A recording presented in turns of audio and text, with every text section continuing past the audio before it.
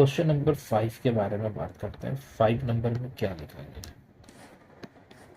5th number बोला गया है कि check whether 6 to the power n, 6 to the power n can end with the digit 0, 0 से end होगा if for any natural number n। अब ये क्या बोल रहा है? ये बोल रहा है कि अगर n का वैल्यू हम 1 रखते हैं या फिर n का वैल्यू कुछ भी रख लो, 2 रख लो, 3 रख लो, 4 रख लो, कुछ भी रख लो, कभी क्या ऐसा हो सकता है कि इसका जो आंसर होगा, जैसे 6 का तो 6 होता है, 36 हो जाएगा इसका, और इसका हो जाएगा 216। तो हम लोग क्या देख रहे हैं, हम लोग ध्यान दे तो पता चला लास्ट में 6666 ही आ रहा है। तो जब 6 पे खत्म हो रहा है तो 0 पे तो कभी नहीं होगा। और एक्चुअली में 0 बनने के लिए कंडीशन है, क्या कंडीशन है? 2 का पावर n और 5 का पावर m, या फिर 5 का पावर n ही ले लो। अगर इस फॉर्म में है तो ही वो 0 बनेगा। जैसे एग्जाम्पल के लिए अगर हम लोग समझे, मान लो लिखा हुआ है हम लोग के पास 6 टू दी पावर, 6 का तो नहीं ले सकते, ठीक है, 6 का नहीं ले सकते, हम लोग कोई और नंबर ले लेते हैं। जैसे 10, 10 के बारे में पहले समझते हैं। 10 एक्चुअली में क्या होता है? 2 इंटू 5 होता है। 10 का मतलब क्या होता है? 2 इंटू 5, यानी कि लास्ट डिजिट 0 होता है। अगर 100 का बात करें तो क्या होगा? 2 का पावर 2, 5 का पावर 2। 1000 के बारे में बात करें तो 2 का पावर 3 और 5 का पावर 3 होता है, तब होता है 1000। मतलब हम लोग को एक पैटर्न दिख रहा है कि जीरोज अगर है तो जितना नंबर ऑफ जीरोज है उतना नंबर ऑफ पेयर में 2 और 5 आ रहा है। अब जैसे लिखा हुआ 700, तो 7 ठीक है, कोई दिक्कत नहीं है। 100 है यहाँ पर, और ये 100 जो है, 100 हम लोग का ब्रेक होके बन जाएगा कितना? 2 का पावर 2 और 5 का पावर 2, तभी बनेगा ये। मतलब कि जितना भी हो, कोई भी क्वेश्चन हो, अगर उसमें नंबर ऑफ जीरोस चाहिए तो वो किस फॉर्मेट में होना चाहिए? इसमें या फिर इसमें, ठीक है। दोनों में से कोई भी फॉर्मेट हो चल जाएगा, कोई दिक्कत नहीं है। तो क्या ये जो लिखा हुआ है 6 टू द पावर n इस फॉर्मेट में है? नहीं है। क्यों नहीं है? क्योंकि 6 टू द पावर n को हम लिख सकते हैं 2 इंटू 3 और पावर में लिखेंगे n। क्यों? क्योंकि 6 का एलसीएम लिए 2 और 3 है। जब 2 और 3 आ रहा है तो इसका मतलब ये होगा कि ये 2 का पावर n और 3 का पावर n का फॉर्मेट में है। तो यहाँ मिसिंग क्या है? यहाँ 5 टू द पावर n नहीं है। इसका मतलब है अगर ये 5 टू द पावर n नहीं है तो जब नहीं है तो पेयर कैसे बनेगा? पेयर बनने के लिए कंडीशन यहाँ लिख दी है, 2 का पावर n और 5 का पावर n होना चाहिए। अगर ये है तो ही बन सकता है। 2 ज्यादा भी हो सकता है, ऐसा कुछ जरूरी नहीं है। यहाँ पे हम एक और लाइन लिखे हैं, क्या? ये ऊपर वाला में क्या लिखे हैं? 2 का पावर n और 5 का पावर m, ये भी हो सकता है, कोई दिक्कत नहीं है नंबर ऑफ जीरोस के लिए। कैसे? जैसे कि मान लेते हैं अगर लिखा हुआ 200, तो 200 को ब्रेक करेंगे तो 200 का एलसीएम लेते हैं 2, 100। तो जब हम 100 को सॉल्व करेंगे तो 2 से 50, 5 से 10 और फिर 2 से 5। तो यहाँ हम ध्यान दें तो 2 का पावर 3 और 5 का पावर 2 आ रहा है, तब भी तो 0 मिल रहा है हम लोग को, लास्ट में 0 मिल रहा है। एक्स्ट्रा 2 दिख रहा है यहाँ पे, कोई दिक्कत नहीं है।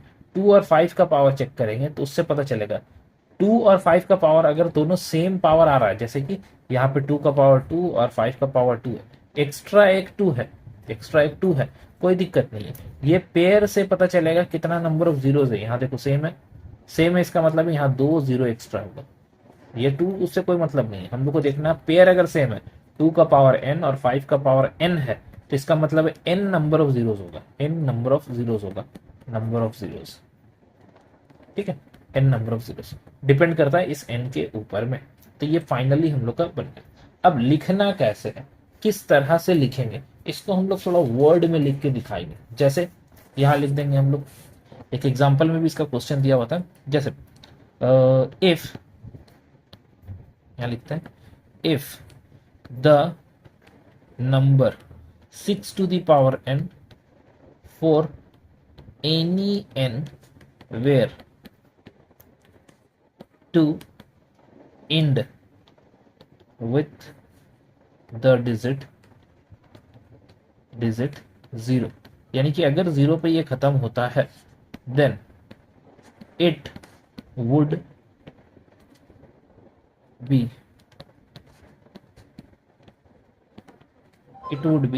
divisible by 5। वो 5 से कटने वाला है, क्यों? 10 होता है तो अगर वो 0 पे खत्म हो रहा है इसका मतलब 0 वाला 500 600 कुछ भी रहे वो 5 के टेबल में कटता ही है, और 2 भी आता है। ठीक, तो हमको क्या पता चला कि अगर वो 5 पे डिविजिबल होगा, that is the prime factorization factorization of 6 to the power n would contain the prime 5. This is, मतलब यहाँ पे हम लोग बात कर रहे हैं कि लास्ट में उसका 5 आना चाहिए, मगर हो क्या रहा है, this is not possible. Possible क्यों पॉसिबल नहीं, बिकॉज यहां पर जो 6 टू द पावर n लिखा हुआ था वो था 2 का पावर n और कितना था 3 का पावर n, 2 का पावर n और 3 का पावर n का था। तो यहां से हम लोग को पता चल रहा है, so the only prime in the factorization of 6 to the power n is, यहाँ पे सिर्फ 2 मिल रहा है, ठीक है, यहाँ पे 5 वाला पार्ट नहीं आ रहा है। द यूनिकनेस ऑफ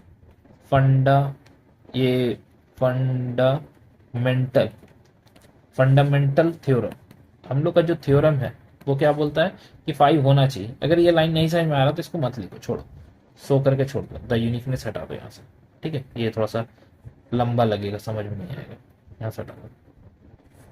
सो इस 2 करके लिखें, इस 2 there are no other prime in the factorization of 6 to the power n, so there is no natural number n for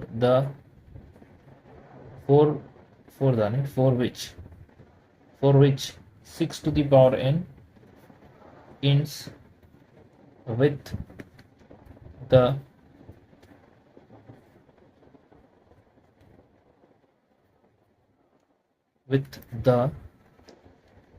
digit 0। ये इतना लंबा चौड़ा खाली यहाँ से यहाँ तक लिखना पड़ेगा।